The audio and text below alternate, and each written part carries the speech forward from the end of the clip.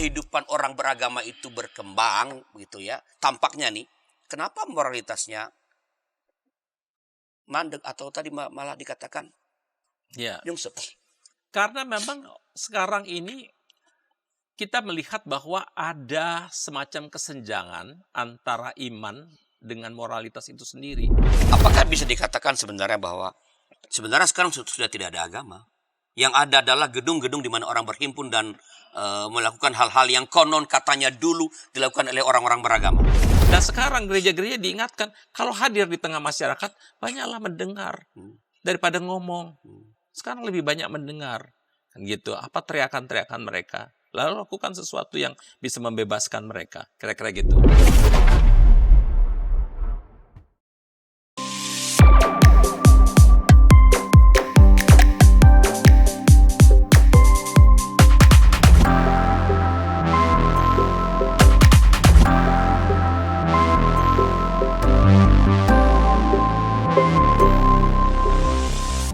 Sahabat DKB, kembali berjumpa dengan kami dalam acara Warteg RI Warung Teologi dan Refleksi Iman dengan saya Arliano sebagai penjaga atau pelayan warung. Ini adalah sebuah program yang membahas isu-isu penting dalam kehidupan Kristen atau perkembangan pemikiran teologi atau bagaimana gereja seharusnya menempatkan diri di tengah-tengah masyarakat, merespon berbagai perkembangan di tengah-tengah masyarakat, entah masalah sosial, politik, dan lain sebagainya.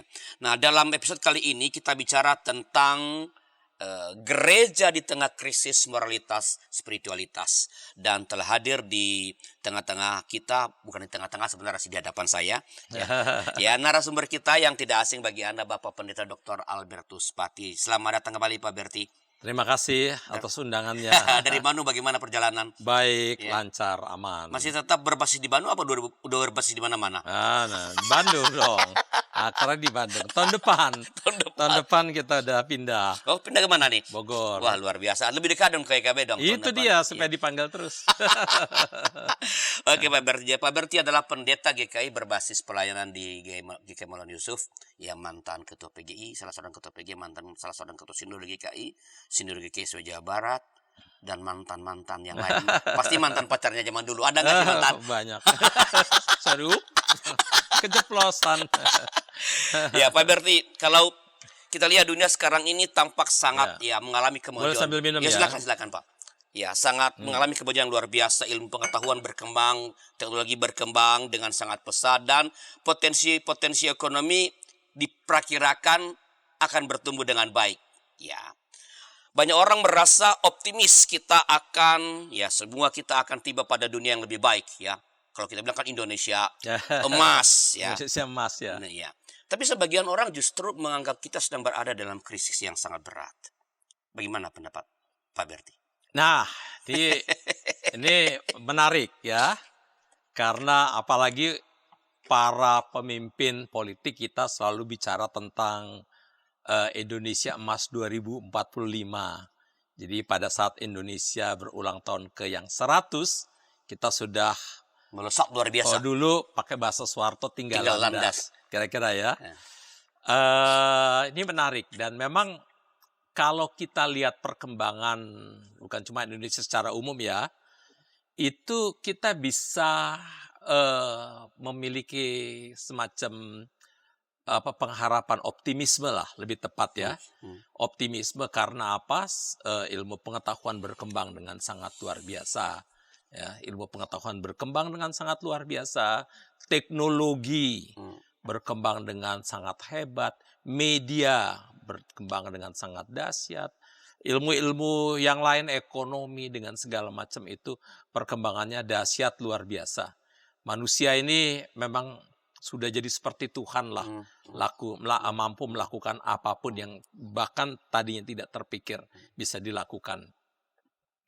Di tengah-tengah hal-hal seperti itu memang tidak ada salahnya sebetulnya kalau orang itu kemudian memiliki satu dream ya, satu pemikiran bahwa kita pasti akan umat manusia akan lebih baik, umat manusia pasti akan lebih hebat ke depan dan sebagainya. Itu oke saja. Tetapi yang orang tidak sangka adalah yang orang tidak perkirakan terutama adalah karena pada saat kemajuan di dalam dunia teknologi, kemajuan di dalam dunia ilmu pengetahuan, media, dan sebagainya itu, termasuk ilmu kedokteran, transportasi, dan sebagainya, itu kita juga mengalami justru yang kita namakan kemunduran moralitas dan spiritualitas. Apa buktinya? Kata orang begitu kan, nanya ke saya. Apa buktinya mengalami kemunduran moralitas dan spiritualitas? Oh, buktinya banyak sekali. Buktinya adalah pada saat kita bisa mengembangkan teknologi dengan begitu hebat dan dahsyat, pada saat yang sama kita bisa menciptakan bom-bom nuklir pembunuh umat manusia. Kita sekarang nggak usah perang langsung, semua tinggal pencet-pencet aja sambil ngopi di warung teologi kan gitu ya. Itu bisa langsung bisa bunuh orang, jutaan orang dengan segala macam hanya dalam satu kali pencet. Lalu media yang mestinya media itu berguna untuk media komunikasi sebetulnya. Tetapi yang terjadi adalah dia tidak menciptakan komunikasi lagi karena orang berpikir tentang efisiensi. Orang ngomong sekedarnya saja. Orang tidak berkomunikasi lagi. Sehingga yang terjadi adalah itu pun kalau ngomong juga lebih banyak perintah-perintah. Coba you lakukan ini, coba you lakukan itu dan sebagainya. Sehingga lebih banyak media itu yang mestinya menciptakan komunikasi terjadi diskomunikasi di antara sesama. Ekonominya juga begitu. Munculnya kapitalisme menciptakan kesenjangan ekonomi yang sangat luar biasa antara yang kaya dan miskin. 1% orang kaya di Amerika Serikat menguasai 40% kekayaan seluruh Amerika. 1% orang kaya di Indonesia menguasai 52%. Lebih besar ya? Lebih besar. Indonesia lebih parah lagi dari Amerika di dalam soal kesenjangan sosial ini. Artinya di situ terjadi ketidakadilan. Ya, kita mengalami perkembangan di dalam segala hal, teknologi, kedokteran dan sebagainya. Kedokteran memang menghadapi perkembangan yang luar biasa, tetapi sekarang ke rumah sakit makin mahal. Dan orang miskin tidak bisa ke rumah sakit lagi. Kan gitu ya. Orang mau berkomunikasi dengan HP-nya, dengan segala macam, tapi harga HP juga makin mahal. Orang nggak bisa membeli HP dan sebagainya. Sehingga terjadi kelas-kelas sosial di dalam masyarakat. Ada orang yang punya teknologi yang bisa ngikutin teknologi digital, ada yang nggak bisa karena nggak mampu membelinya sama sekali. Dan itu menciptakan kesenjangan bukan saja dalam konteks ekonomi, dalam konteks informasi, dalam konteks, dan celakanya adalah di tengah-tengah situasi seperti ini juga tingkat korupsi juga makin tinggi. Orang di Indonesia itu kan korupsinya bukan cuma 1 miliar lagi, bukan cuma 1-2 triliun, tapi udah 1.000, 2.000, 3.000 triliun, kan gitu ya. Berapa kali APBN itu? Udah udah hancur-hancuran lah kan gitu ya.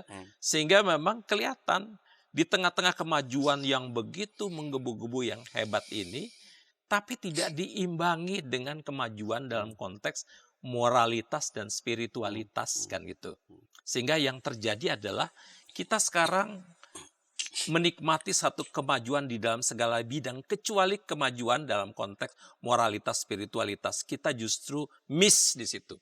Kehilangan moralitas dan spiritualitas. Dan gini, nggak ada gunanya kemajuan apapun kalau tidak diimbangi dengan kemajuan moralitas dan spiritual. Dia justru menciptakan neraka-neraka baru.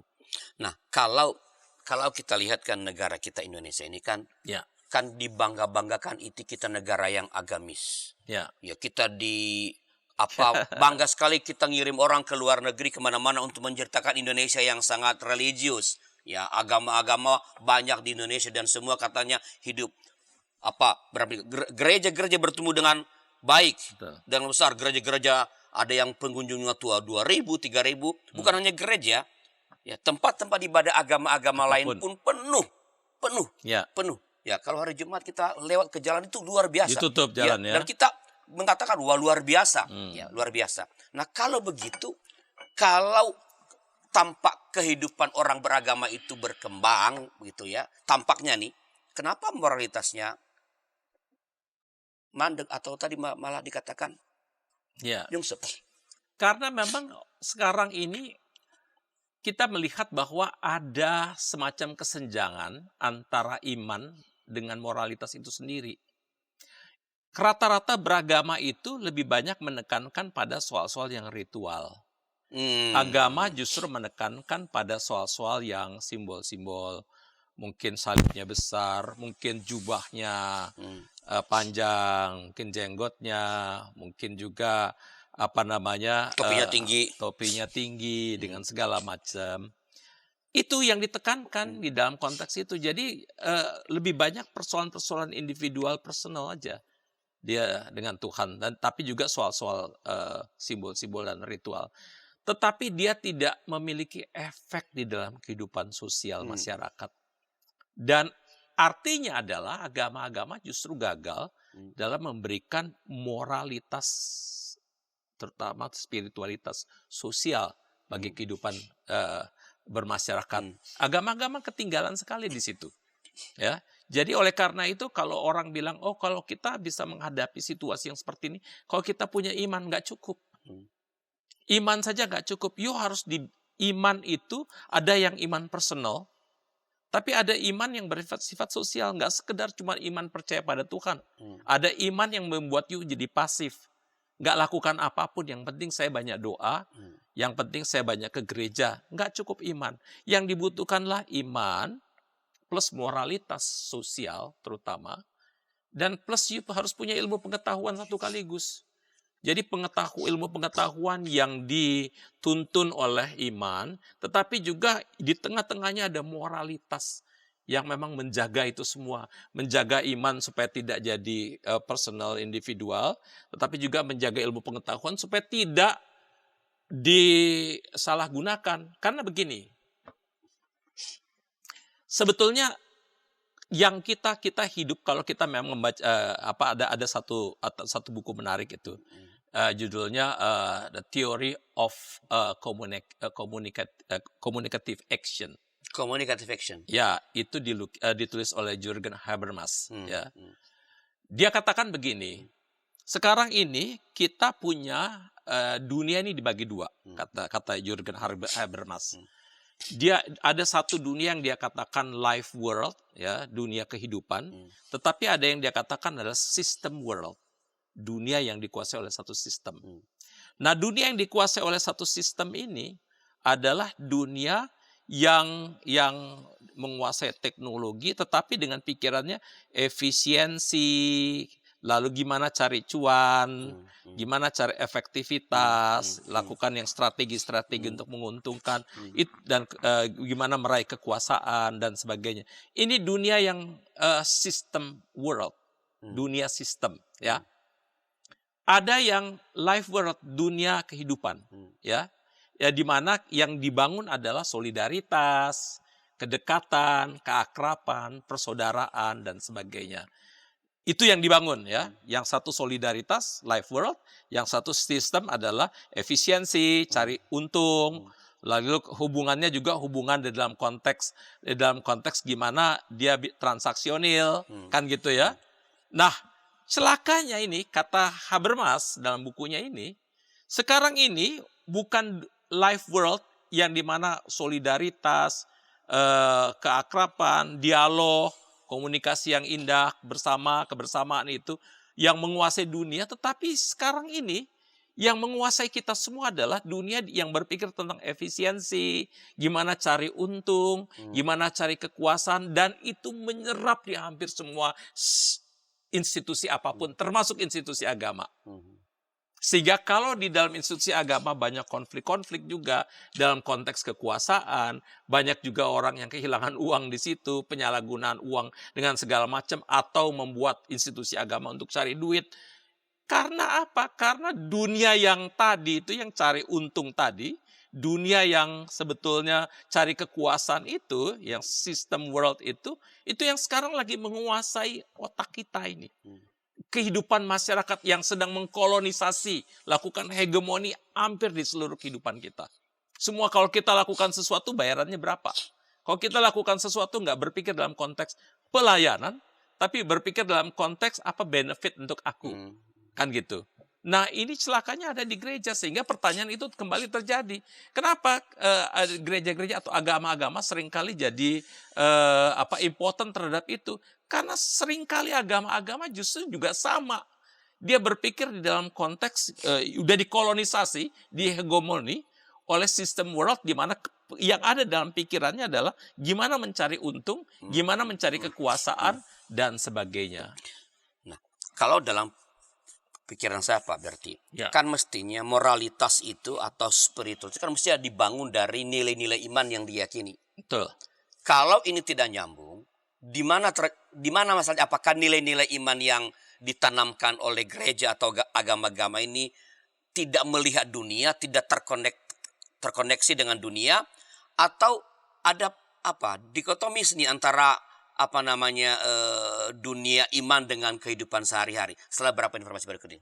Para pimpinan gereja di sana-sini mengakui bahwa jangankan warganya atau para pendetanya, mereka sendiri juga tidak begitu tahu, karena sesudah menerima dokumennya Taruh di kantor sinode tidak ada upaya untuk sosialisasi. Jadi sama juga kayak masalah bioetika di Indonesia ya, apakah boleh begini, apakah boleh, tapi kita harus bertanya lebih dalam lagi sebagai orang Kristen, apa sikap etis dan apa keputusan etis yang merupakan refleksi daripada visi moral dari iman Kristen. Hadirkan Tuhan sebagai sahabat, bukan hanya sebagai majikan yang di atas atau hakim. Hadirkan Tuhan sebagai sahabat kita juga, yang mau mendengar, mau meraih, yang kamu bisa seadanya dengan dia, yang kamu bisa nikmati kehadirannya. Kalau gereja bisa lakukan itu, apapun alirannya, saya kira Gen Z akan merasa ini rumah. Ternyata masih banyak komunitas kita yang tanpa sadar budaya hierarkis di dunia itu dibawa masuk ke gereja. Bagaimana sikap majelis, sikap anggota jemaat terhadap sapam gereja, terhadap pekerja gereja, itu kita kadang-kala tidak memperlakukannya sebagai sahabat, tapi ya pesuruh aja yang ya udahlah.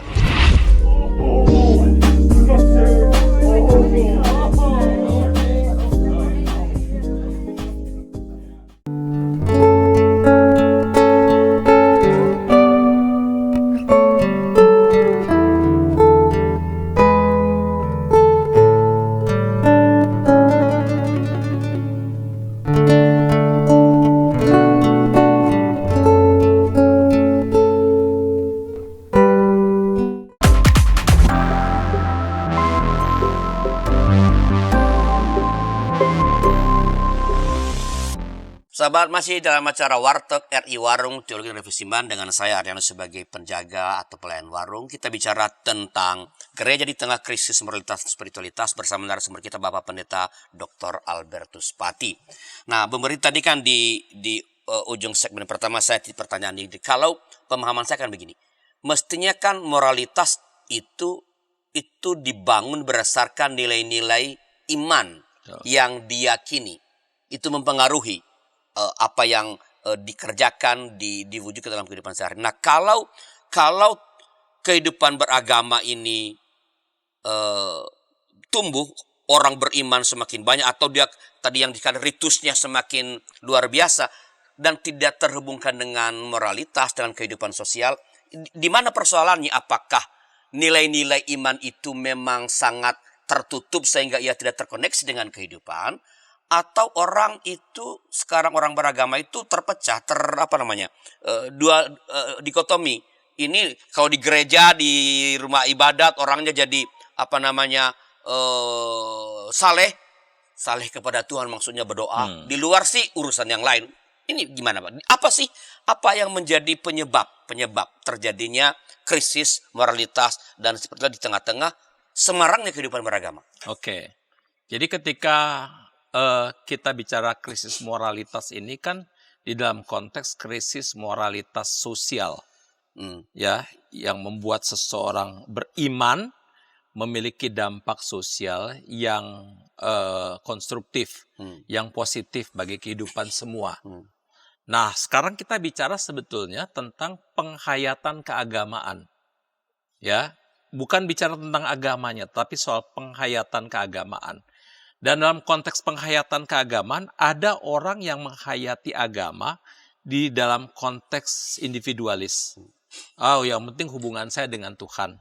Yang penting saya tidak bohong. Yang penting saya banyak doa, banyak baca persembahan. Alkitab, kasih persembahan cukup. Ya, itu dalam konteks yang lebih relasi personal aja. Itu penghayatan agamanya sampai di situ. Tetapi ada juga orang yang menghayati agamanya di dalam konteks dikotomi. Aku benci dengan mereka yang berbeda. Aku kesel dengan mereka yang berbeda, kan gitu ya. Jadi oleh karena itu yang memunculkan adalah militansi, fundamentalisme agama, eksklusivisme. Itu juga bagian dari penghayatan keagamaan juga. Menaklukkan orang lain. Menaklukkan orang lain yang melihat dunia ini di dalam konteks hitam putih, anak Tuhan, anak setan, kan gitu ya. Anak Allah, anak iblis, dan anak terang, anak gelap, dan sebagainya. Itu juga bagian dari penghayatan keagamaan yang dia yakini. Ada juga mereka yang menghayati keagamaan secara berbeda lagi. Misalnya adalah mereka yang menghayati keagamaan di dalam konteks bahwa mereka ini melihat bagian dari kehidupan bermasyarakat. Bagaimana dia harus memberikan kontribusi di dalam persoalan-persoalan masyarakat, masalah-masalah yang ada dalam masyarakat, menciptakan common good, kan ya, kan gitu ya. Dan ini kan hal yang ini, dari ini tergantung pada ada di penghayatan iman yang mana ini. Jadi bukan sumber imannya, bukan sumber pengajaran yang keliru. Iya. Di penghayatan orang per orang. Betul. Jadi apakah penghayatan iman dia ini menciptakan seperti yang tadi nomor 2, destruktif bagi orang lain, atau penghayatan imannya membuat dia sebetulnya mengisolasi diri, menarik diri dari kehidupan dunia, cuman berpikir dalam konteks personal, individual dengan Tuhan, atau penghayatan imannya adalah meletakkan dia pada situasi di mana dia merasa bagian dari yang lain dan dia harus memberikan kontribusi bagi kehidupan bersama ini, kan gitu ya. Dan ini tergantung di mana penghayatan iman. Nah, kebanyakan gereja-gereja ya, atau bahkan agama-agama di Indonesia, yang karena gini, ini kan yang menariknya ya. Indonesia itu ditempatkan sebagai negara nomor 2 yang paling religius di dunia. Nomor 1 Mesir kalau nggak salah ya. 91% orang Indonesia kalau ngomong apa-apa harus ada agamanya. Kan gitu. Semuanya berpikir di dalam konteks keagamaan. Tetapi problemnya adalah agama macam apa? Gitu. Penghayatan keagamaan macam apa yang dia miliki, kan gitu. Ternyata kalau kita lihat penghayatan keagamaan yang dimiliki ini tidak punya korelasi apapun dengan kehidupan sosial di mana dia hidup. Efeknya adalah memang orang menghayati keagamaan dengan simbol-simbol, dengan ritual-ritual, dengan luar biasa sekali. Rumah-rumah ibadah berkembang di mana-mana, tetapi tingkat korupsi juga tinggi sekali. Tingkat kekerasan juga lumayan tinggi dan sebagainya. Jadi orang betul-betul tidak ada istilahnya seolah bagi kita iman nggak punya efek apapun di dalam kehidupan moralitas itu. Gitu. Jadi, ini yang terjadi. Diskoneksi itu kalau tadi Pak Berdi mengatakan diskoneksi antara iman dengan realitas itu karena cara penghayatan orang terhadap imannya. Betul. Apakah tidak ada kemungkinan bahwa memang sumber yang dihayati itu ajaran-ajaran gereja atau ajaran agama-agama itu memang sudah sudah terkotak, ada ajaran ada yang mengajarkan permusuhan tadi, ada yang mengajarkan yang penting lu saleh lalu kasih persepuluhan itu udah beres, dan ada yang mengajarkan nggak cukup dengan itu, iman itu harus punya impact. Apakah tidak ada kemungkinan sumbernya ini yang memang betul peragamawan itu loh? Ya, memang sumbernya dari agamawan yang mengajarkan, yang menginterpretasikan kitab sucinya atau agamanya itu yang disampaikan dan diteruskan kepada umatnya. Karena dalam konteks terutama gini, di dalam konteks dunia yang lebih plural sekarang ya, yang kita butuhkan bukan saja satu keyakinan keagamaan atau penghayatan keagamaan yang bersifat personal, tetapi yang kita butuhkan adalah penghayatan keagamaan yang sifatnya lebih sosial, dan kita tidak membutuhkan penghayatan keagamaan yang di dalam konteks dikotomi itu, konflik antara menciptakan konflik dan permusuhan antar agama. Dunia ini begitu adalah rumah di mana kita tinggal dan hidup bersama. Kita harus bersama-sama membangun semacam dialog. Tetapi kalau kita kembali lagi kepada pemikirannya si Jürgen Habermas, itu bukan sekedar dialog dalam konteks kata-kata, tetapi communicative action. Jadi dialog yang lebih banyak pada aksi-aksi nyata juga, yang betul-betul membangun keakraban, dialog yang mulai diawali dari penghargaan terhadap orang lain, penghargaan terhadap sesama. Sehingga apapun dia, perbedaan etnik, mungkin perbedaan status sosial, perbedaan agama atau perbedaan gereja, kita menghargai. Mari kita duduk bersama, mari kita bicara bersama, bukan lagi percakapan yang dibumbui oleh manipulasi-manipulasi, tetapi percakapan yang jujur. Percakapan di mana ada sesuatu yang bisa kita sepakati, ada hal-hal yang mungkin tidak bisa kita sepakati, tapi kita bisa tetap hidup bersama.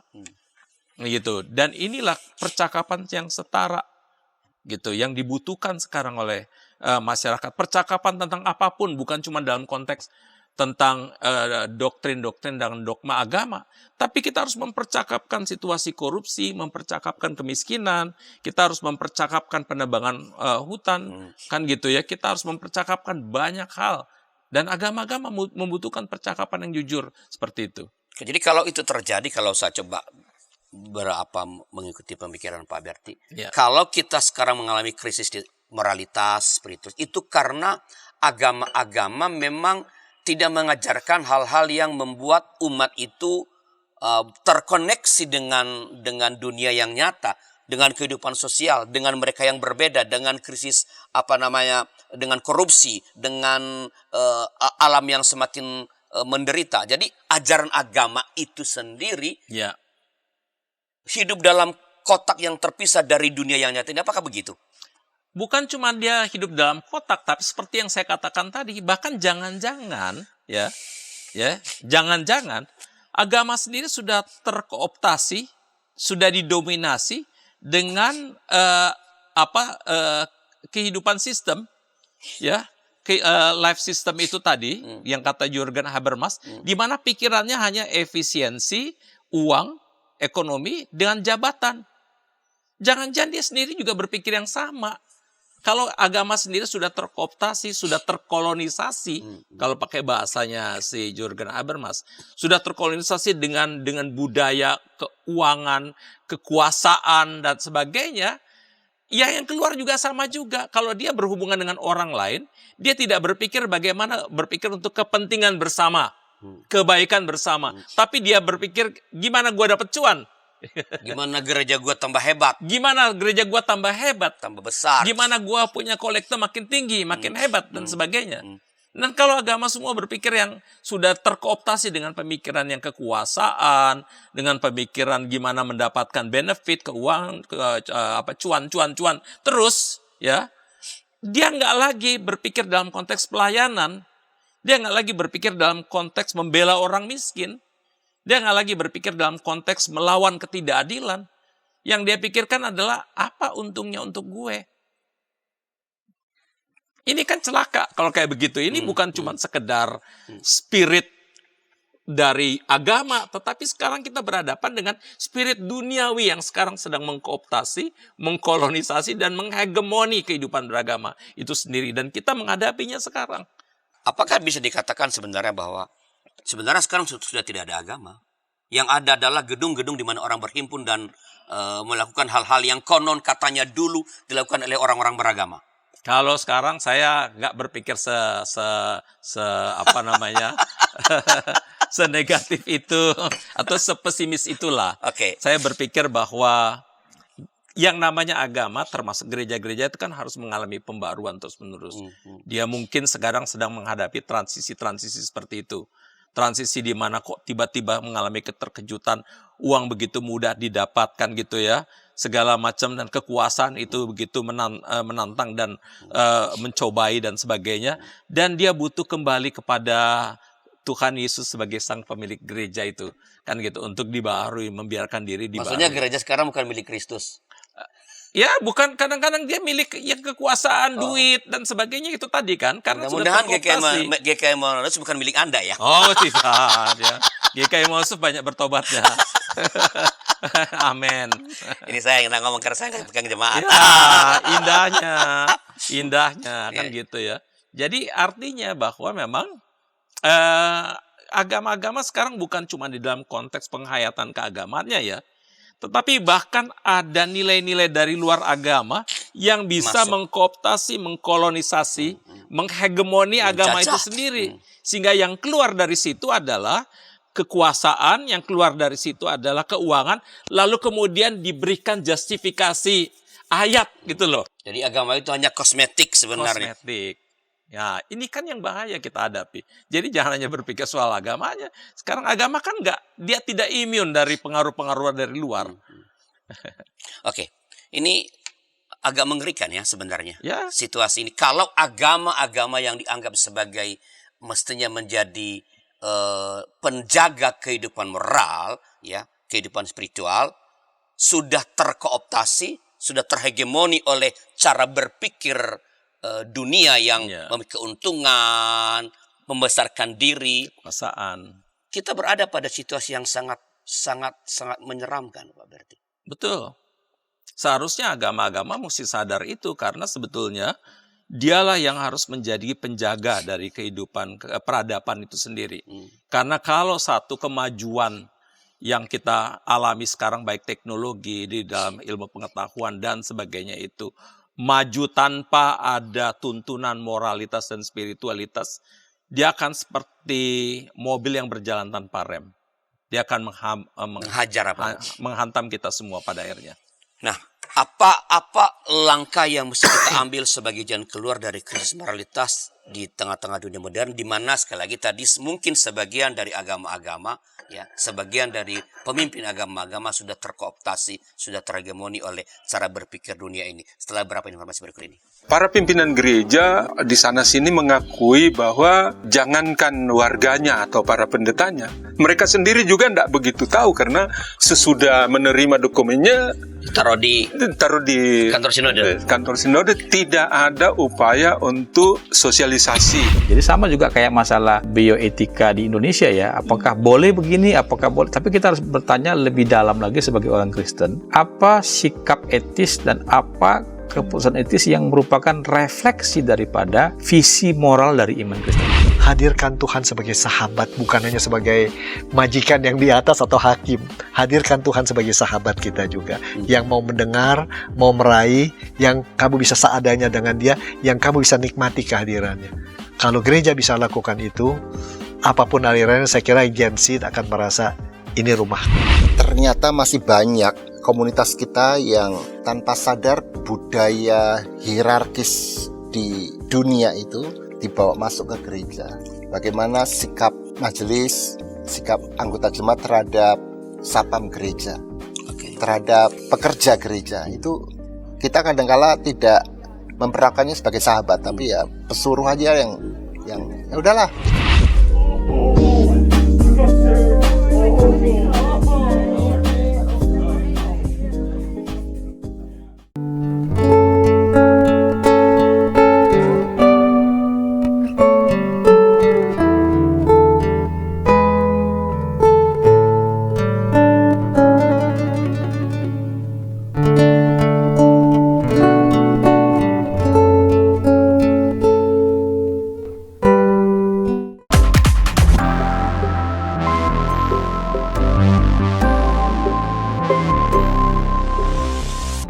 Terima kasih sahabat, masih bersama kami dalam acara Warteg RI Warung Teologi Universitas Iman dengan saya sebagai pelayan warung, dan narasumber kita Bapak Pendeta Dr. Robert Supati. Kita bicara masih tentang gereja di tengah krisis moralitas spiritualitas.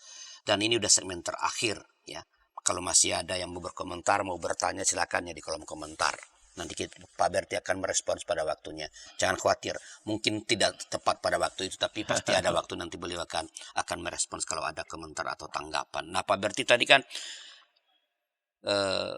Saya menganggap kita berada dalam mendengar berarti kita berada pada situasi yang sangat menyeramkan sebenarnya. Ya. Karena yang diharapkan menjadi penjaga malah terlarut di dalamnya. Ya. Nah, apa langkah yang mesti kita ambil sebagai jalan keluar dari krisis moral dan spiritualitas di dunia modern ini? Menurut saya agama-agama terutama juga gereja-gereja dia harus sadar pada kekuatan dari sistem dunia ini, Roh zaman kalau pakai roh bahasa. zaman ya, yaitu kekuatan kekuasaan dan uang yang membuat orang hanya berpikir di dalam konteks mencari cuan, dalam konteks hubungan itu transaksional. Ya, sepanjang you menguntungkan bagi saya akan memanfaatkan, kan gitu ya. Kita bisa berteman dan sebagainya. Agama-agama ini termasuk gereja-gereja harus sadar itu. Bahwa ini bukan tantangan yang mudah. Ini tantangan yang berat yang memang harus dia hadapi. Itu kenyataan. Kalau dia tidak menyadari dan mengabaikan, dia jangan-jangan dia ambil keputusan-keputusan yang justru didasari oleh itu. Itu yang mesti kita sadar pertama. Yang kedua adalah yang harus penting adalah agama-agama ini memang jangan cuma bicara tentang moral. Tetapi dia justru harus menjadi yang saya namakan sebagai komunitas yang memulihkan moralitas sosial. Dan kita kan memang udah semuanya hidupnya begitu. Lebih banyak dikuasai uang dan termasuk kita di dalamnya. Betul. Harus ada pengakuan semacam itu. Betul. Kita nggak imun terhadap Iya, itu. Kita harus akui bahwa kita sendiri lemah. Bahwa kita sendiri mengalami bisa rapuh karena digoda hal yang sama. Kan gitu. Kita juga bahkan sebagai manusia yang terluka, kira-kira gitu ya. Tetapi dalam konteks kesadaran kita pada bahaya seperti itu, kita ingatkan juga mereka yang lain. Bahwa ini loh bahaya ketika kita sudah terjebak pada uang dan kekuasaan, berpikir benefit. Yang ada pikiran dalam orang adalah ketika berjumpa dengan orang, gimana dia mengeksploitasi orang lain. Gimana dia menindas orang lain. Gimana dia meraih keuntungan dari orang lain demi kepentinganku. Dan kalau itu juga masuk di dalam kehidupan bergereja, dalam kehidupan beragama, selesai semuanya.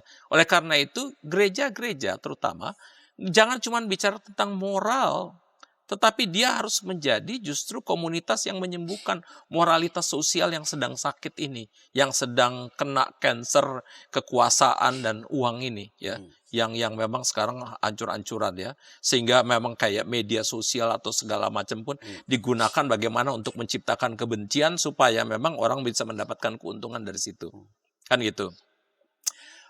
Termasuk podcast-podcast juga bisa menciptakan konflik dengan segala macam untuk orang mendapatkan keuntungan benefit dari situ dan sebagainya. Di situ oleh karena itu menurut saya ada 3 hal yang harus dikembangkan oleh gereja-gereja. Pertama adalah dia mulai belajar membangun empati di tengah-tengah masyarakat. Bangunlah empati kan gitu. Jadi artinya dia tidak hanya hidup sendirian, dia harus mulai melihat dirinya bagian dari masyarakat, di mana apa yang terjadi di masyarakat pasti akan berimbas pada dia. Oleh karena itu yang dia lakukan harus adalah bagaimana apa yang terjadi pada dia memberikan imbas yang positif dan konstruktif bagi kehidupan masyarakat. Dan itu hanya terjadi adalah ketika dia berempati dengan dan mampu mendengar teriakan yang miskin, teriakan yang ditindas, teriakan yang termarginalisasi, yang terdiskriminasi, yang terlupakan, dan sebagainya. Dia harus mulai membangun empati seperti itu ya. Dia harus bersama dengan masyarakat.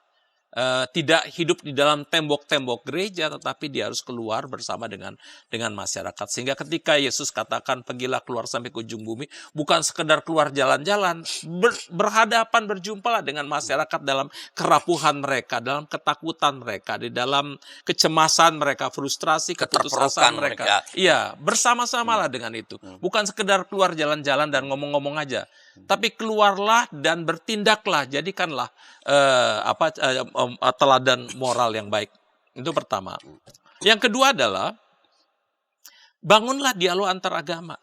Ya, dan ini sebetulnya dialog antar agama ini perlu sekali di tengah-tengah dunia yang semakin plural. Ya, bahkan dialog bukan cuma antar umat beragama, bahkan dialog juga dengan mereka yang agnostik dan ateis. Biar bagaimanapun kita harus belajar menghargai siapapun. Agama bukan sesuatu yang dipaksakan. Agama harus muncul dari hati nurani sendiri. Oleh karena itu, dengan siapapun dia, kita harus belajar untuk berkomunikasi, membangun dialog, dan sebagainya. Dan dalam konteks seperti ini, Hans Kung itu, ketika dia bicara tentang etika agama-agama di dalam konteks global, itu Hans Kung banyak dipengaruhi oleh pemikiran dari Jürgen Habermas, yang berpikir bagaimana supaya moralitas itu, agama-agama ini punya pengaruh moral yang besar ketika dia membangun etika antar agama itu ya, etika global antar agama. Itu supaya karena dorongan supaya agama-agama nggak cuma hidup di dalam kesendirian, dalam eksklusivisme, tapi harus bekerja sama membangun etika global di mana moralitas keagamaan yang adil, yang penuh dengan perdamaian, cinta kasih, kesetaraan dan sebagainya itu betul-betul menjadi bagian dari kehidupan manusia, di mana solidaritas bukan eksploitasi itu betul-betul ada di dalam kehidupan kehidupan umat manusia. Dan ketiga, tentu saja yang dibutuhkan adalah keberanian dari agama-agama, keberanian untuk berpihak. Ya, kadang-kadang kita tidak memiliki keberanian untuk berpihak pada mereka yang tertindas. Kan gitu. Pada situasi-situasi tertentu, ketika mereka yang tertindas, yang bahkan tidak berani bersuara lagi, menangis pun tidak berani dan sebagainya, butuh bantuan, butuh pertolongan. Nah, disitulah agama-agama punya kemampuan bersikap, keberanian bersikap untuk menyatakan inilah bagian dari solidaritasku, inilah yang Tuhan inginkan aku lakukan. Begitu kira-kira. Kan tadi Bung Berti mengatakan ketika Hans Kung itu menulis etika global, dia banyak dipengaruhi oleh Jürgen Habermas. Apakah dalam mengatasi krisis moral dan spiritual ini, apakah ada sumbangan pemikiran dari Habermas yang kita perlu dengarkan? Pemikiran Habermas yang sangat kita perlu dengarkan dan ingatkan adalah bagaimana umat manusia yang dalam menghadapi krisis seperti ini, dia mengingatkan gini, manusia ini dalam keadaan kondisi krisis di mana uang dan kekuasaan itu begitu sudah mendominasi kehidupan, bahkan kehidupan agama-agama. Habermas ingatkan itu. Dan di dalam konteks yang seperti itu, kita butuh communicative action, bukan sekedar berkomunikasi verbal, tapi communicative action, di mana banyak tindakan-tindakan, action-action yang dibutuhkan untuk membangun dialog, kebersamaan, solidaritas antar umat manusia. Kan gitu. Itu yang sekarang lagi dibutuhkan, dan dalam konteks yang seperti itu kita mulai, communicative action hanya bisa dimulai ketika kita sudah bisa melihat yang lain sebagai manusia yang berharga. Kita menghargai, respect pada orang lain, apapun dia, apapun status sosialnya, apapun latar belakang agama dan etniknya dengan segala macam itu. Dan itu sumbangan besar dari Habermas bagi kita untuk memulihkan dunia yang sakit ini sebetulnya. Kita tidak berkomunikasi lagi sekarang. Yang terjadi adalah kita lebih banyak monolog. Ketika bercakap-cakap sekarang, gimana kita lebih banyak perintah, mengontrol, mendominasi. Semua orang ingin mendominasi orang lain, kekuasaan. Di gereja pun pendeta mau mendominasi aja. Nah sekarang gereja-gereja diingatkan, kalau hadir di tengah masyarakat, banyaklah mendengar daripada ngomong. Sekarang lebih banyak mendengar. Kan gitu. Apa teriakan-teriakan mereka? Lalu lakukan sesuatu yang bisa membebaskan mereka. Kira-kira gitu. Nah, apakah Bapak bisa menolong kita untuk melihat relasi antara nilai-nilai iman tadi itu dengan apa yang disebut oleh Habermas sebagai communicative in action, atau kita punya, kalau di gerakan kita punya namanya ecumenical in action. Apakah sama itu enggak sih? Hampir sama sebetulnya. Dalam konteks gini, kalau ecumenical in action itu kan artinya kita bersama-sama. Dialog dalam karya. Iya, kita bersama-sama, bukan cuman sekedar berbicara, omong-omong aja, tapi kita kan mulai di dalam aksi-aksi yang jelas, yang nyata dalam kehidupan bermasyarakat. Dan jangan-jangan itu juga idenya juga dari Habermas ya. Karena Habermas lah yang pertama kali sejak tahun 70-an yang mengangkat kita membutuhkan communicative action. di mana kita semua bersama-sama berkomunikasi. Karena gini, komunikasi ini kan akarnya sama dengan community. Ya, community kan, komunikasi, commune to commune. Jadi komunikasi, kita dalam berkomunikasi itu kita membentuk community sebetulnya. Community di mana semua orang merasa bagian dari yang lain. Kita semua bagian, sakitnya Anda, sakitnya saya. Senangnya Anda, senangnya saya. Kita semua saling melengkapi untuk maju bersama, kan gitu. Oleh karena itu kita harus membangun komunikasi, communicative action itu dalam rangka untuk kebaikan bersama. Kan gitu. Tidak lagi berpikir di dalam konteks aku pribadiku mendapatkan keuntungan, kekuasaan. No, tetapi kita berpikir aku punya hak seperti itu. Tetapi aku harus melihat hakku itu di dalam konteks kebersamaan itu. Apakah itu baik bagi masyarakat? Kadang-kadang yang terjadi adalah pemisahan. Masyarakat hidup dalam atomisasi. Dia terpecah dari kehidupan komunitas. Ya. Nah, ini sangat Protestan sekali, gitu ya. Dia sangat berpikir untuk mencari kekuasaan, mencari kekayaan dan sebagainya. Itu tidak salah sepanjang dia mengkaitkan itu apakah ini juga berguna bagi kehidupan komunitas. Kalau dia hanya berpikir dalam konteks kesendirian itu, dia akan berpikir dalam konteks eksploitatif. Ya berarti sebenarnya gereja-gereja kalau begitu paling tidak, kalau kita ngomong gereja, mesti mengubah sebutlah teks, entah teks eklesiologinya atau teks misinya begitu, sehingga kan tadi kan saya masih sangat yakin bahwa apa yang kita kerjakan itu mesti bersumber dari nilai yang kita yakini. Betul. Ya, berarti selama ini kan nilai-nilai yang kita yakini adalah nilai-nilai yang mendorong kita untuk menjadi semakin egoistik, uang, keuntungan, efisiensi. Ya. Jadi gereja perlu mengubah atau melengkapi teks teologinya, teks eklesiologinya, teks misinya kepada upaya untuk membangun komunikasi yang akan membangun community, ya, kebersamaan yang membuat semua orang merasa kita bersaudara, kita bagian dari dunia yang sama ini, dan mari kita mengupayakan kehidupan bersama. Apakah begitu berarti? Dia perlu hanya mereinterpretasikan pemahaman dia saja di dalam konteks yang baru, di dalam konteks pergumulan bangsa, di dalam konteks pergumulan umat manusia dan dunia, di dalam konteks teriakan-teriakan yang katanya Dorothy Soule silent scream. Mereka yang sudah berteriak tetapi dalam silent karena udah nggak mampu berteriak lagi, dan dia harus mampu mendengar itu. Dan kalau dia bisa mereinterpretasikan pemahaman dia yang tadinya eksklusif, yang tadinya dikotomis itu tadi, yang juga tadinya tanpa dia sadari dipengaruhi oleh roh-roh duniawi yang penuh dengan kekuasaan, dengan benefit keuangan dan sebagainya. Dia reinterpretasikan di dalam konteks pelayanan, di dalam konteks kerendahan hati, di dalam konteks membangun solidaritas dengan yang lain dan sebagainya, dia akan jadi berkat.